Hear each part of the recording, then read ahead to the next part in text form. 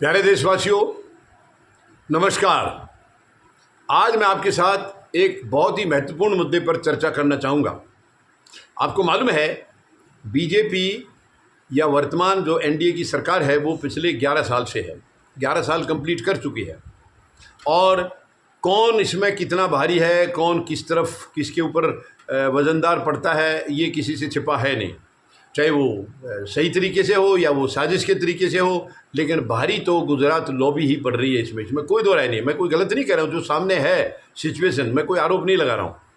Gujarat lobby में यानी कि प्रधानमंत्री महोदय और गृह मंत्री, ये दोनों, अब बहुत सारे राज्यों को ये मालूम ही नहीं था कि गुजरात में क्या चल रहा है, और इन्होंने एक शिगुफा छोड़ा कि गुजरात मॉडल हम देश में लागू करेंगे।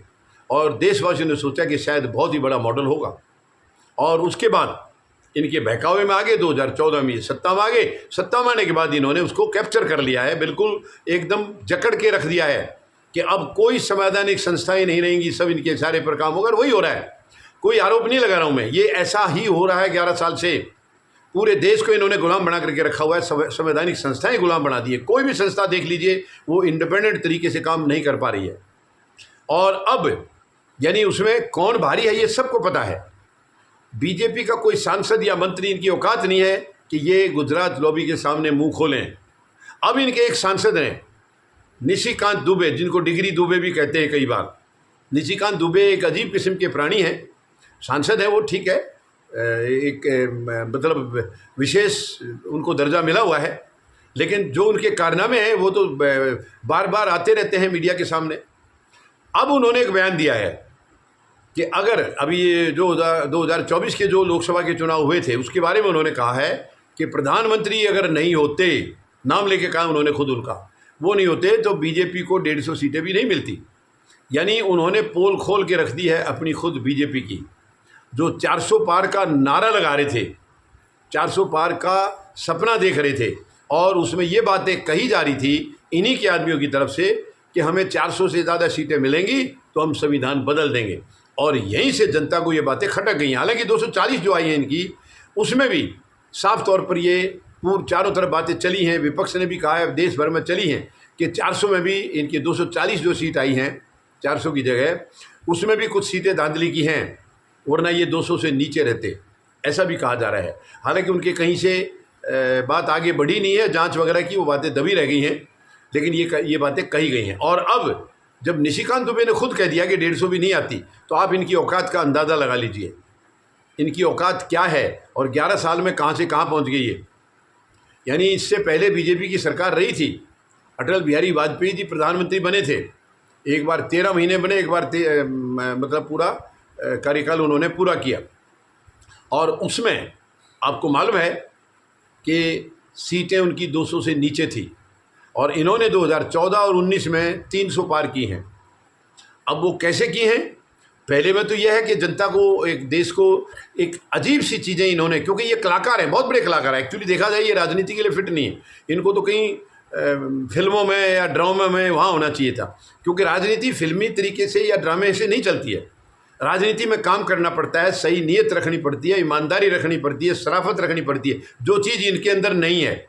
ये मैं कोई मतलब आरोप लगा के नहीं कह रहा हूँ, जो देश ने देखा है इनके अंदर, यानी देश प्रेम नाम की कोई चीज़ आज तक दिखाई नहीं दी है, देशभक्ति नाम की चीज़ दिखाई नहीं दी है, जबकि ये पूरे देश को बता रहे हैं हम राष्ट्रभक्त हैं, हम देशभक्त हैं। इनकी देशभक्ति 11 साल में सब ने देख ली है। और अब खुद इन्हीं के सांसद ने पोल खोल दी है कि मोदी नहीं होते तो सीटें 150 भी नहीं आती। तो यानी इनके अलावा और किसी की तो औकात है ही नहीं। ये साफ जाहिर हो रहा है कि बीजेपी में और किसी की औकात नहीं, सब जीरो हैं।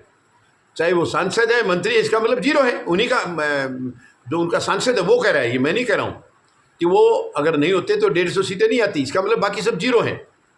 तो अब अंदाज़ा लगा लीजिए आप इनके अंदर। अब ये बयान इन्होंने खुद दिया है या प्रधानमंत्री महोदय ने दिलवाया है, ये मैं नहीं कह सकता हूँ, क्योंकि ये कुछ भी कर सकते हैं, किसी भी हद तक जा सकते हैं। ये आपने 11 साल में इनका देख लिया है। हालांकि 12 साल इनका मुख्यमंत्री का कार्यकाल गुजरात में था, लेकिन उससे बहुत सारे लोग परिचित नहीं थे अच्छी तरह से कि वहाँ, लेकिन वहाँ भी यही कलाकारी जो यहाँ चल रही है, ऐसा ही चल रहा था, ऐसा ही वहाँ भी चल रहा था। वहाँ भी केवल मतलब एक ड्रामा और कलाकारी और यही सब था, काम वहाँ पर भी नहीं है। आप जा करके देख लीजिए गुजरात की क्या हालत है। अब तो आप प्रैक्टिकल वहाँ पर सुन भी रहे हैं वहाँ की क्या हालत है। तो 12 साल में इन्होंने क्या किया और 11 साल में अब जो देश के लिए किया वो आप देख ही रहे हैं। 11 साल से इन्होंने केवल दर्द दिया है जनता को, तकलीफ दी है, पीड़ाएं दी हैं। 2 करोड़ नौकरियां हर साल देने की बात कही थी, आप देख लिए, देने की बजाय नौकरियां छीनी हैं। 15-20 लाख रुपए सबके खाते में आने की कही थी, काला धन लाके, काला धन और बढ़ गया है। आप खुद देख लीजिए, जनधन खाते की बड़ी तारीफ करते हैं विदेशों में जाकर के, उनमें से आधे से ज़्यादा खाते बंद हो चुके हैं। खाते बंद हो चुके हैं, कुछ आया ही नहीं उसमें। जब ट्रांजैक्शन नहीं होगा तो ऑटोमेटिक बंद हो जाता है खाता। तो ऐसे से यानी, और इनकी क्या महंगाई की बोला था इन्होंने, बहुत हुई महंगाई की मार, अब की बार फलानी सरकार, ऐसे नारे लगते थे। महंगाई कहाँ पहुँचा दी है, बेरोजगारी के लिए क्या थे इनके। तो ये सारी बातें पिछली सरकार के खिलाफ ये जो बोलते थे वो सारी बात। और सबसे बड़ी बात आपको और बताऊं, डॉलर के, रुपए की जो कीमत थी, इन्होंने ये तक कहा था कि रुपए की जब कीमत गिरती है तो प्रधानमंत्री की साख गिरती है।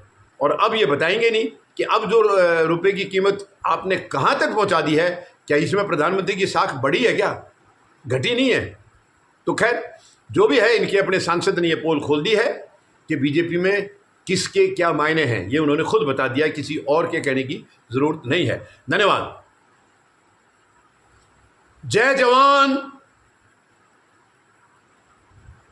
जय किसान, जय हिंद।